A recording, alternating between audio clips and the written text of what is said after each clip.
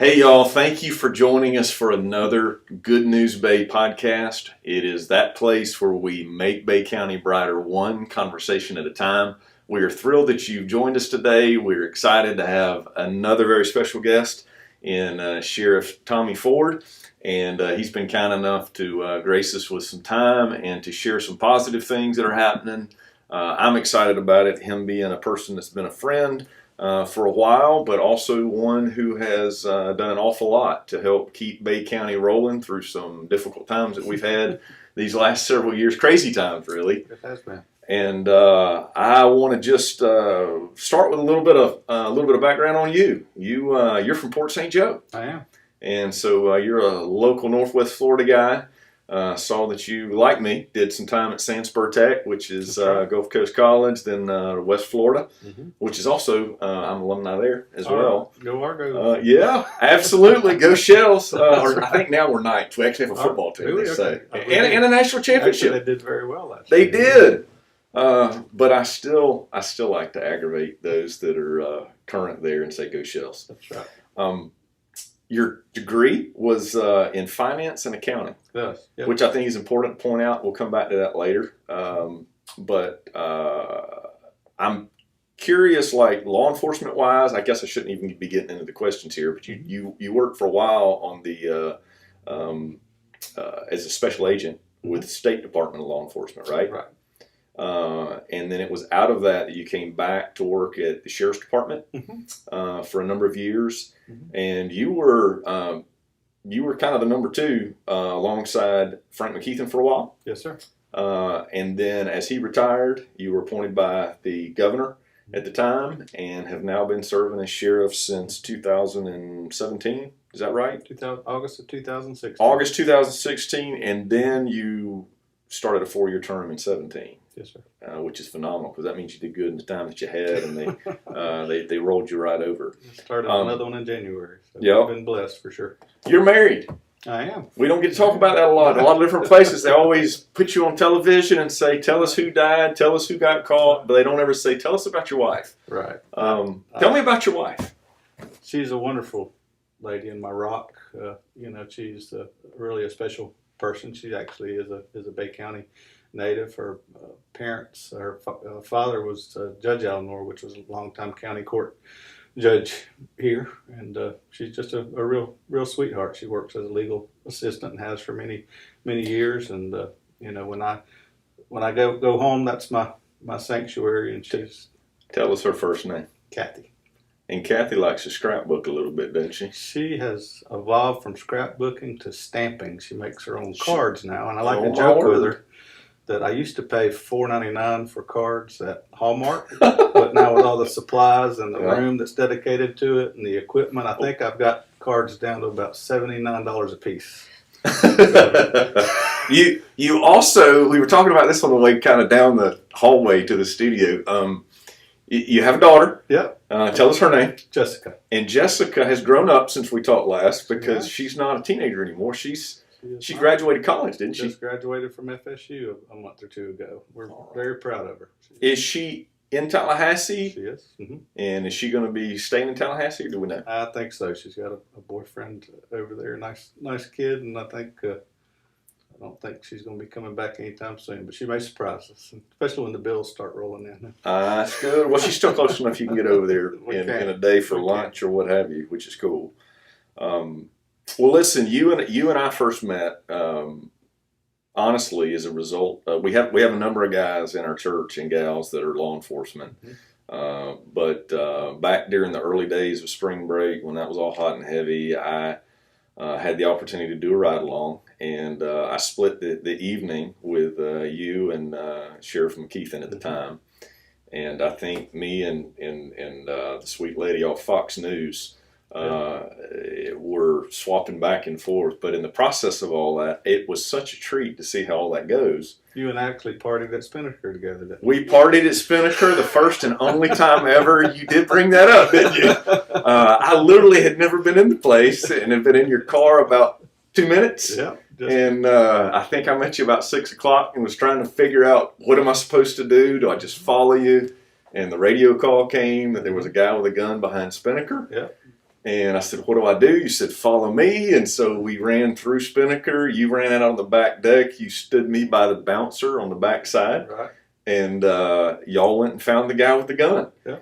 That was eye-opening for me as a person with no background in law enforcement, because when you got him out in the parking lot, it turned out that he literally was waving a gun at a group of folks, and they were, I don't know if you've ever seen it, I mean, you have, but like if you've ever seen a group of fish out in the Gulf, and you just got this big school of fish, and then you got the big fish that comes in, and when he does, the whole school moves. Well, every time this guy would wave the gun, the entire group of people would go running like a school of fish. Well, y'all got him out front, and it turned out that it looked just like an automatic pistol.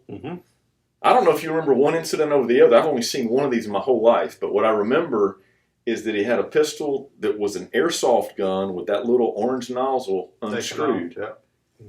And it scares me to death to think that you don't know what you're dealing with all those people. And so it was scary. What I remember, it was a good indoctrination for you. We're friends forever. That's right. That was a crazy night. I do know that, and am proud of local law enforcement, because it was you guys that essentially knew that things needed to be tamed down a bit. I'm proud of the fact that we got to kind of stand along local law enforcement. And we created a thing called SID Crew, which was a group of different churches. There was about 13 of them. In fact, Alex behind the camera over there, he was a part of that early crew. And we try to pass out cold water and that kind of thing, and encourage people. We talk about Jesus some too. Y'all came to some of our meetings, law enforcement, to help us be strategic. Was it an encouragement to law enforcement? Absolutely. That was really a great thing, and I think that's when kind of the tide started to turn. You know, Sheriff McKeithen's efforts and our realization that things had to change. That this was not healthy for our community, and that things had to change, and it was dangerous. And then seeing the community coming on board, and really your efforts and the SID Crew was kind of the beginning of those efforts on the community becoming involved in this situation and standing up and saying, this is not the kind of community we want to live in, really gave us the ability to go out and take care of business. And then, you know, certainly eventually the city and county commissions and the businesses largely and citizens got on board with it. And I think we really made a change in our community. And you know, we realized that would come with some costs, potentially financial consequences. But I think that I think the change has financially, I think, has been a benefit in a very short period of time. You know, just to that end, and then we'll kind of move on because there's so many positive things that have happened since. But I was in a meeting not too terribly long ago at the chamber with the Tourism Development Council's basically the director of it, and Dan Rowe was actually saying that this year was the best March that we've ever had. We're standing to look at the best June and July and summer that we've ever had, like historically ever, even back during the spring break days. And at a time that the rest of the state of Florida is down like 30%, which is way ahead of the rest of the country. Sure. Bay County's up 1%. Right. And I think most everybody in Bay County looks at it and sees that God's made provision. I'm thrilled that after the community made the decision that we did, we've all kind of just rallied together and we're moving the right direction. I agree. It thrills me for law enforcement, though, because a lot of those young guys, they didn't get many nights they got to sleep during that period of time. It was a rough period. Yeah. You know, the sacrifices that they made and you know, both for their personal safety and that their families made, it touches me. Yes, sir. You know, there've been a few things the last couple of years. We had a hurricane, had a pandemic. We did. Still I've commented that I don't really know how to be a normal sheriff in normal times. I think crisis management is what I've done for the last 5 years, and you know, hoping to experience some of just normal sheriffing. You know, let me tell you a side story, because I watched a video that you did, and it's on. I think it's on the sheriff department's website about you and Miss Ford are both in it, but you're talking about the hurricane. It's the Sheriff's Association. Is that what that is? Yeah. We'll probably have a link to that on here with a couple of these. And I think they need to make sure your Facebook page is there because there's some really cool things about the sheriff departments, the positive things they're doing there as well. Those were really tough times because of communications being down. Absolutely.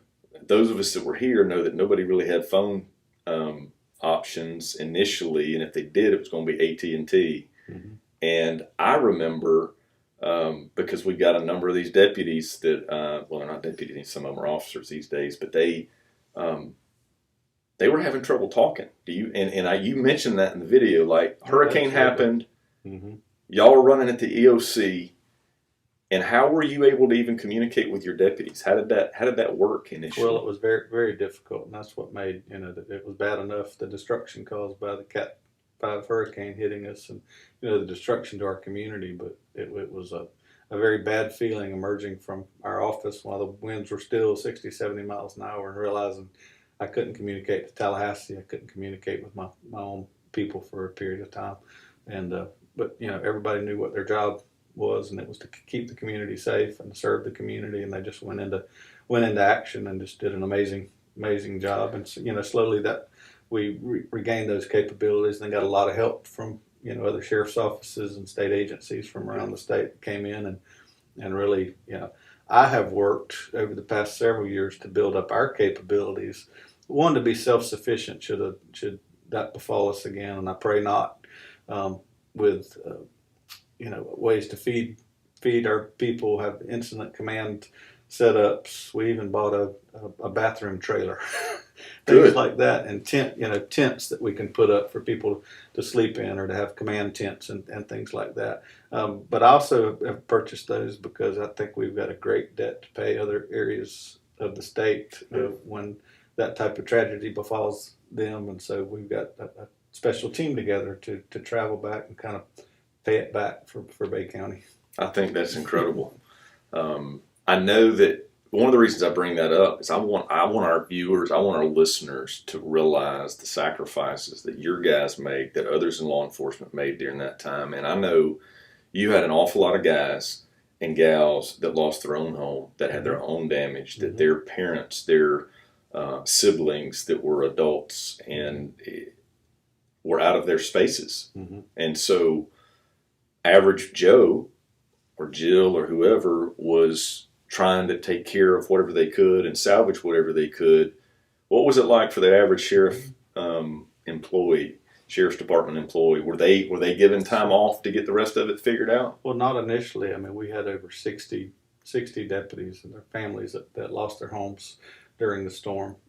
And still, what really touched me is that every day they came to work, and we were working 16, 20-hour days, and you're really kind of the first 2, 3, 4 days we're kind of self-sufficient, relying on our own resources while everybody is coming in to set up to help. So initially, there wasn't time to take care of our own homes, and it just really touched me, the sacrifices that they made, and it really had kind of an epiphany that my job really is more about taking care of them so they can take care of you. And we really tried to, we worked with the county and the TDC to find, hotels and condos on the beach for those deputies that didn't have a home to stay in, which was just a really great thing our community did, coming together to, a lot of people had to go stay out there, but the county and the TDC really stepped up to help provide us that. And we set up what we called Sheriff Mart. We sent 2 days out, I sent a tractor trailer up to the Dothan Walmart to get the type of supplies that any family would need, but a deputy's family wouldn't have time to go get those things. So we turned our finance section into almost like a mini Walmart, where they and their families could come in and get those things. We have a family here at the church. I'm not going to name their names, but they live far enough north that they actually still had hot water and they had power. Mm-hmm. And my family was not here, but I was able to actually go to their home and get a hot shower. And I remember there being 3 or 4 officers and their families that came through the same night I was there to get a hot shower. Mm-hmm. It seemed like that they had work socks. Somebody provided them, and they should have. some clean socks. Yeah, absolutely. But it was amazing to me to, like, those of us that lived through that time know how big a deal that was, because there was a sign in my neighborhood that said, "You loot, we shoot." I remembered one at my parents live over in the Premier Estates area off Baldwin, and they had a big sign that said "Looters taste like chicken," I think. And it was a hard time, Very hard. and there were people coming here from other places. Mm-hmm. And so not only did the community pull together, but we know that law enforcement had our back. And I just kind of want to say that I think that matters. Let me shift again, if I can. Sure. The pandemic, it has created some other issues. Many of like schools had to kind of shut down a bit. A lot of people didn't go to work. I'm pretty sure officers still had to go to work. No working from home for the deputies. You still had to interact with the Not even for a public. day. Right. Yeah. And so I know that created some challenges, and I'm bringing it up again to say we are so grateful that you guys have done that. I particularly want to, is it okay to give kind of a shout out to, and I don't know, is it Major Anglin? Have I got that right? Rick Anglin is over the jail, the county jail. Mm-hmm. Those of you that may not know this in our area, our Bay County Sheriff's Department, that's not something that's farmed out. That is local county run jail. And what did they do during the pandemic? They got quite a few people over there. They did an amazing job under Rick's leadership with the pandemic. It's certainly a situation that could have been a disaster at the jail due to the close living quarters. And we really, our population at the jail is very high. Even when you compare it to other counties our size or even larger. So that creates a very challenging situation when you introduce the coronavirus into that. But fortunately, and by God's blessing, we did not have any major outbreaks. I think that Major Anglin and his staff just did an amazing job by very early on setting up the disinfection protocols, masks, and very importantly, new inmates that were coming in from outside, kind of retooling the whole facility to provide a place where we could quarantine new inmates coming in for 14 days before they went into general population, strict screening of staff as they came in. Again, the deputies didn't work from home on Zoom, not one single day. And that just, for that, I'm grateful that we've got people in our community like our deputies that are willing to serve in that manner. Yep. Well, we have been blessed as a community by that, no doubt about it. And I'm grateful for there's so many good things happening in the jail. In fact, before we move on from the jail, let me ask another. I'm trying to put these things in categories that might fit. In Bay County, we have some issues just overall periodically with alcohol. We have issues with drug abuse. You arrest people periodically relative to drug abuse, that kind of thing. There are some programs every day, right? Tell me about a couple of the things that are happening at the jail. Some programs that are beneficial, that are good things that are going on there. Sure.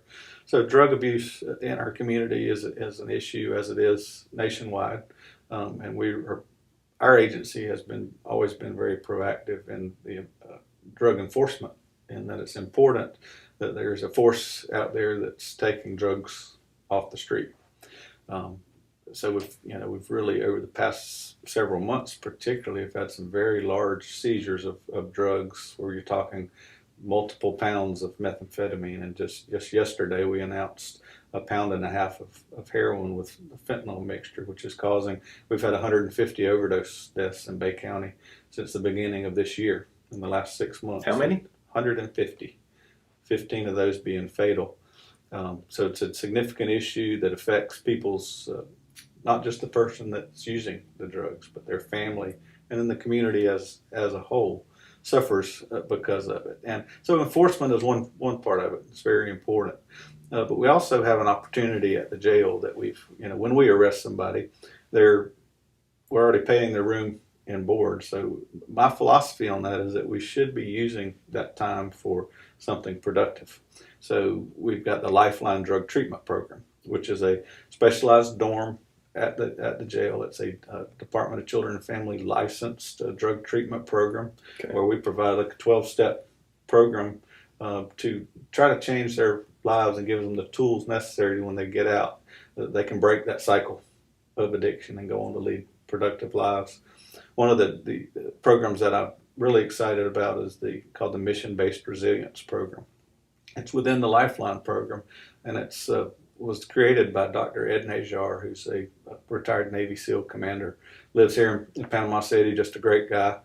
We met him at the sheriff's office when he provided this training to our command staff and deputies to help us deal with the daily stresses of our job, where his program looks at your physical, mental, emotional, and spiritual resilience in developing goals in those areas of your life, and then plans to meet those goals. And it's actually got a physical component, kind of a Navy SEAL kind of workout, and as well as workbooks where you're writing those goals down and ways you can accomplish those.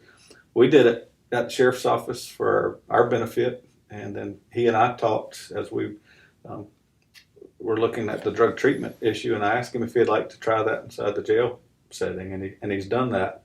I think we're on about our 10th session of that. It's about a 6-week session, and just been so pleased with the results. And Ed's heart for service with that's just amazing, and I think it's really worked to change some lives. That's awesome. I also want to mention Rick McClung and the work they do with the Most Excellent Way program. Great program. I know they're not involved with a lot of the jail ministries, but it's obviously a faith-based program, and that's helpful as well. It's a cool thing to see that there are programs in place to help the ones you arrest not be back there again in 6 weeks. Absolutely. I mean, it's just, we talked a little bit kind of off camera about the multi-generational aspects of it, and you want to do something so that people are getting into a different pattern of behavior, getting onto a purpose-filled life. Obviously, from our perspective, it'd be great to be a faith-based life as a part of that. Another thing that I think that is very important about Bay County is that we live in a community that's a relatively small community. I guess it's all about where you're from. Maybe St. Joe's a little bit smaller than Panama City, and Two Egg, smaller than St. Joe by far. But I know that whenever I go to Walmart here locally, I see people that I know. When I've lived in bigger cities, say Jacksonville or Fort Worth, I could spend a week and not ever see anybody I know. In law enforcement, one of the uniquenesses of where we are is that you have to love the whole family in this. And I did a little. I'm talking out loud with you because I think it's important. You may not really know where I'm going with some of it, but I asked somebody yesterday that about you, and they said, let me tell you something about Sheriff Ford. He's black and white as far as the law. Like it is what it is. But which I think is great. It all came out of the word integrity, and I said, okay, I know integrity means, what happens when nobody's looking, right? But tell me why you said that. I've heard that word several times about you, and he said, while he's black and white on what the law is and the law is not, he always tries to find a way to express that with compassion, to still love the people. And the reason that I think that is very nice. It is nice, isn't it? I wanted to encourage you. I've heard some good things. You guys in your role don't get to hear that very often. Right. In fact, it's kind of funny because when I called you and said, "Hey, can you be on my podcast?" and you said, "What's it called?" It's a Good News Bay, and you're like, "They don't call me when good news happens." Right. That's not. I don't ever get that call. Share a lot of good news. Yeah. So I'm glad to be here. Well, I've listened over the years because I've tried to dig with you guys into some of these problems, the drug problems. Yeah. I know that many of the kids in our community that get pulled out of homes because of drug problems. And so if we don't fix the drug problem, the kids they're going to end up in some of the same things. Right. And so when you look at all that, though, I hope it's okay to be so direct, but I've got friends that have done stupid things. People that I went to school with. I don't want to say I've got family that have done stupid things, but I think all of us have extended family or people that we know that have done things that messes things up. And there has to be consequences to some of that. When you live in a small town, the people that get arrested are people that we go to school with. They have wives, they have children. There's a lot of shrapnel that goes with all that, a lot of emotional pain. And I have listened I've listened to Rick talk about folks coming to see loved ones and the pain in the eyes of those children and the parents and the spouses. And it hurts him to want to know, what can I do to help make this right moving forward? And even you in the role of sheriff and the deputies trying to figure out, how do we make sure that the public is safe? How do we make sure that the law is applied? And now, how do we do this with people that we live with every day, that we go to Walmart with, that we do life with, that we're in government with, that we are in school with? And I'm saying that as a compliment, but it's not easy. And I know it's not easy. I mean, there's challenges with that, right? Right. But I think we can show compassion, and I think one way to do that is through some of the programs at the jail. I think I would love to see a situation where somebody goes through one of these programs, and we have it happen. We're not, you could study the success rates of it, but if it just helps a handful of people come out, lead productive lives, repair the relationships with their families, and break the generational curse of some of these situations, because I don't think there's any way that you can deny that sometimes that these problems carry on from generation to generation. They so do. It's very much in our best interest as a community to invest in programs that when people make a mistake and they're held accountable, that we do something to try to turn that around.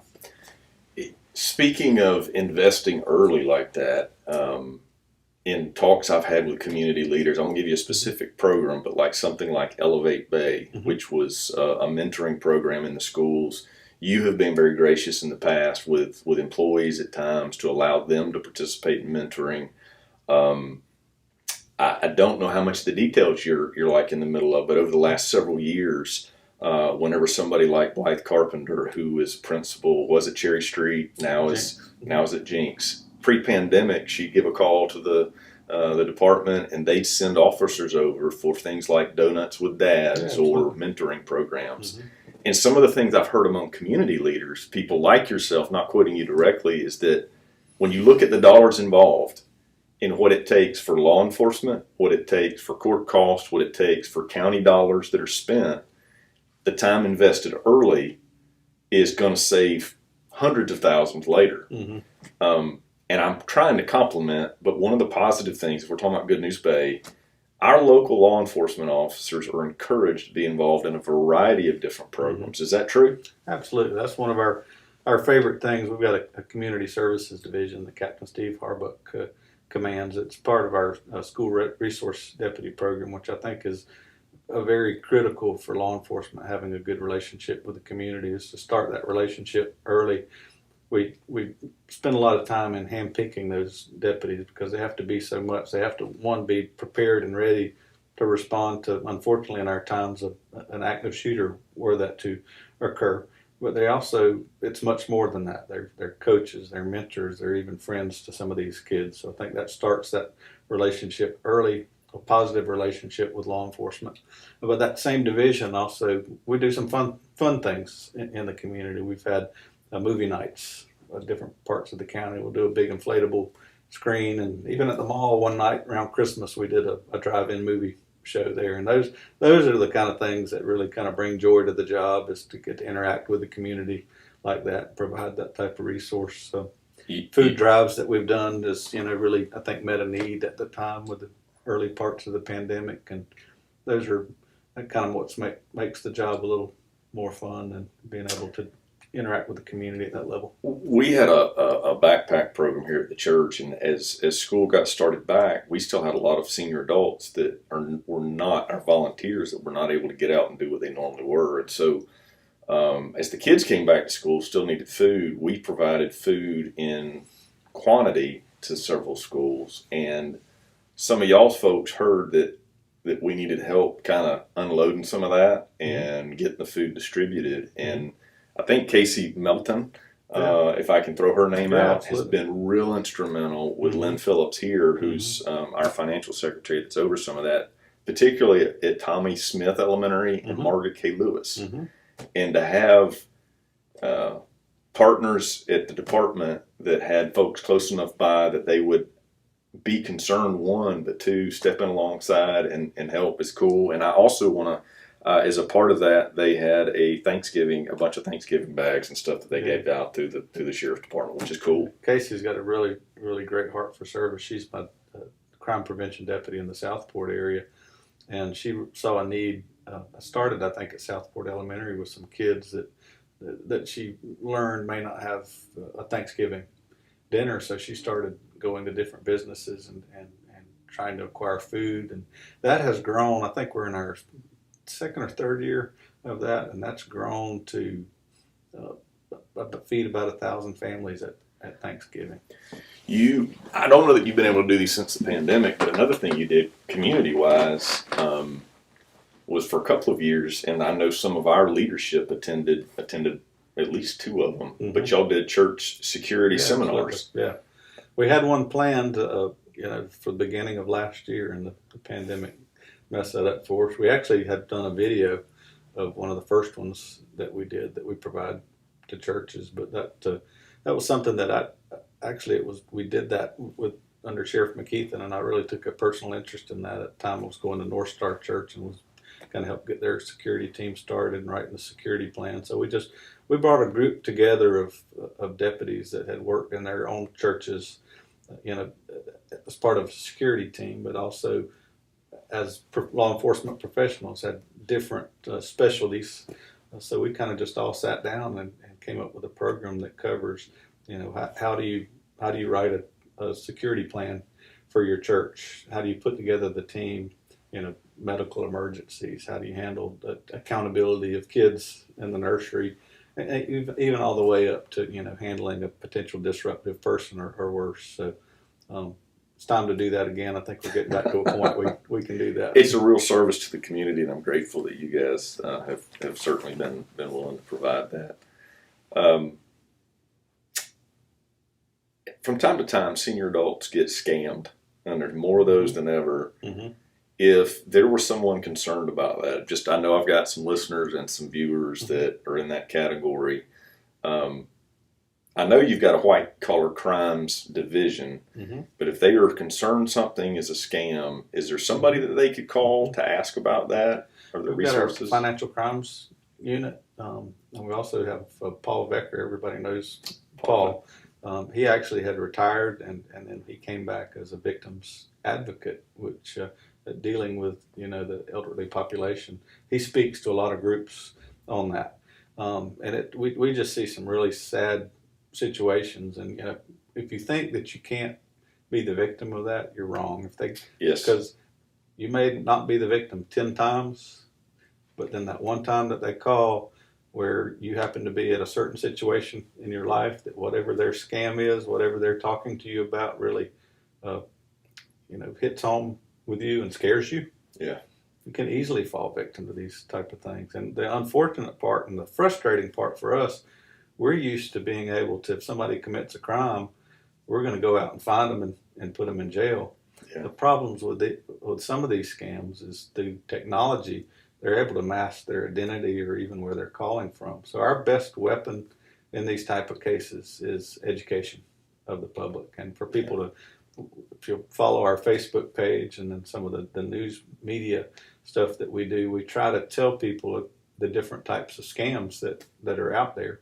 So when there's things coming out when actively, they come up, that they recognize them and they're able to just hang up the phone. That's the best weapon against these, is hanging up the phone. But any type of situation where somebody's representing to be an authority, whether they're saying, I'm a deputy and you have a warrant because you didn't show up for jury duty, or I'm with the IRS and you didn't pay your taxes, or your grandchild's been put in jail when you need bond money.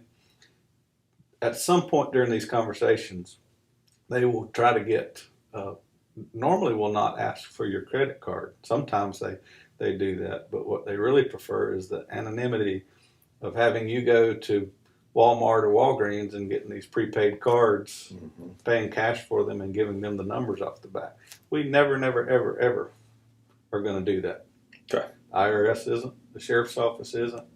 I bet you between now and when we publish this probably in about a week or so, I bet you we can get a link of some kind to a resource over at y'all's office that will give us some information and some tips on that, which would be cool. Mm-hmm. Another good news thing, there's a place you can find out the information about this kind of stuff, which is good, because we don't want people taking advantage, and the pandemic hadn't stopped people from being criminals, right? Yeah, one of the big ones is they call and say that you have a warrant. And we would never do that because it's just way too much fun showing up at the door to arrest somebody in person. So. Hey, speaking about the fun and arresting somebody in person, can I pick on you for a second? I got to tell you this the other day. There was a picture of you. I think it was in the paper. I know it was on Facebook. And I love seeing my sheriff when he's got a person that's been not obeying the law. He's got him grabbed by the nape of the neck. You weren't smiling for the camera. You were taking care of business. Right. And I hope is it okay if we put that picture up there at some point? It's sure. Public. And I know that was all in jest, but that's the fun part. That's why I got into this line of work. I'm sure it wasn't to do budgets and deal with personnel issues. So when I get to go out and be with the guys, and especially on a serious situation like that, where we have all hands on deck, and sometimes I actually get in on a little of the action. So. I was told, I'm investigating you. I don't know if that's okay or not. You are known for being cool as a cucumber. Like, it's really hard to get you riled. I don't know, maybe some of those guys could tell me of an instance, but I had a couple of them tell me of times other people would have been riled, and you were like, hey, we're going to take our time right here. We've got no reason to be in a hurry. We're going to do this right. We're going to talk to them. They're going to talk to us. We're going to wait this out. We're not in a hurry. And I'm like, you know what? That's a good thing. Maybe on the outside, I'll be at times, but on the inside, you are human. At the end of the day, you're human. Yes, sir. Yeah, it's important, in some of the situations that we go to that, we do slow down, take a breath, and try to do things safely. And this is it's no secret that I'm a preacher, and one of the reasons I feel so strongly as I do about law enforcement is I believe that Scripture is ultra clear, that God has put the authorities in place, and it's by His hand and His provision. It's true of governing authorities, but law enforcement's part of that. And you've heard me read this verse before, but in Romans 13, it says, let every person be subject to the governing authorities, for there's no authority except from God. And those that exist have been instituted by God. Therefore, whoever resists the authorities resists what God has appointed, and those who resist will incur judgment. It says the rulers are not terror to good conduct, but to bad. And would you have no fear of the one who is in authority, then do what is good, and you will receive his approval. We've all had that feeling when we drive by the speed trap, right? And we slow down. But I will tell you that when I think I'm human, and that when I see a sheriff's car, I'm going to hit the brake. I don't know why, but I naturally do. I think that everybody ought to have a reverent fear of God because of the authority that He has. And everybody ought to have a reverent fear of a parent. And they ought to have a reverent fear of law enforcement. One of your roles, when we talk about your guys, we want them to keep us safe. We want them to stand on the line at night and when we're not thinking about it and keep us safe. You and I have discussed how supported they feel by this community. But it's hard to keep their morale up sometimes, is it not? It is. These have been, tough years for law enforcement. You look and see what's going on nationally and some of the rhetoric that's involved in that. We look around and that doesn't represent me or the people that I work with, and it just gets to be very disheartening and confusing to us as well. And to be honest with you, a little scary when we start hearing some of that stuff. But this community is wonderful. There's no other place in this world that I'd rather be in law enforcement, or probably that I would be in law enforcement other than Bay County, because the citizens, they do support us, and we take that seriously. And when I talk to our people about that, we realize that we enjoy a good relationship with the community and enjoy their support. And realize that that's something that has to be nurtured. That could change at any day if we weren't doing our part and doing the right thing. If these viewers and listeners are wondering what can they do, or is there anything they can do to encourage your folks or law enforcement, first responders in general, are there little things they can do? Like if you see somebody in a restaurant that's in law enforcement, and are they used to having people just say stuff all the time? Absolutely. It's a really special part of this job it's a tough job, and we see things that most people don't see and have to do things that most people never have to do, and there's some sacrifices both for the deputies and their families. But to hear somebody say thank you for that, and hey, we saw this thing on the news the other night, what y'all had to go through, and we really appreciate what you do. That just don't, and I would say to people, don't discount the very positive effect that has on a deputy or an officer, just a simple thank you or hey, we support you. It's important. I also want to point out that I've seen over the years a very positive relationship with all facets of society, particular pastors, and pastors of all different types of demographics, and whether that's inner city or that's somewhere up in Fountain, or that is Lynn Haven or Panama City or the beaches. You guys seem to pride yourself on having a relationship with not just pastors, but people in the community. Do you feel pretty good about your relationship with all the different parts of the community? I do. I think we're very, very blessed. We've got some great people in the community. Our churches and pastors, we do strive for good relationships and open lines of communication. And again, we realize in our line of work that, the reason that is that we try to do the right thing, and that it's, one incident away from, changing that type of relationship, which we try to protect that by our integrity and our actions. I've got so much fun stuff I want to talk about, some that's really serious. I know that one of the things you really wanted to be able to talk about, and should, is your desire to keep an eye on your guys, their mental well-being, their emotional well-being. Here recently, there have been a number of incidents with young children, but just a lot of difficult, tragic kind of things. Talk to me a minute about what happens when your officers deal with some of that stuff. I don't think people realize the toll, both emotional, mental and emotional, and spiritual toll that some of the things that we have to see and incidents that we go to, the effect that it has on a deputy. And that's something that I'm proud that our profession is kind of waking up to and starting to realize, and providing resources. I was talking with one of my majors the other night. We had a very tragic situation, and I said, hey, we've got to watch out for our guys and make sure that if they need anything, we need to provide it. I said, I don't want them to be messed up like you and I. So it is something that we recognize. We have had several over the past month cases involving children, very tragic situations, and I worry about our folks that go to that. And we've got resources in place for them, an employee assistance program where they can call and receive counseling. But one of the ones that really kind of touches my heart is our critical incident stress management team, which is made up of deputies and officers and EMTs and firefighters from all the different agencies in Bay County that we've sent to training to be able to provide peer resources. And we've got different chat groups on our phone, and I'm a part of the one for what we call the SISM team. And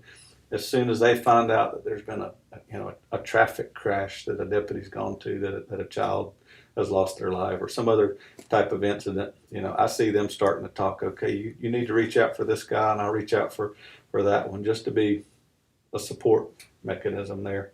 We also have, we've recently instituted some programs for some incentives for physical fitness, and I think that's important. I think if you're taking care of your body, you're going to take care of your mind as well. So all those kind of things to help make a very difficult job have a little less impact. I think all of those programs are incredible.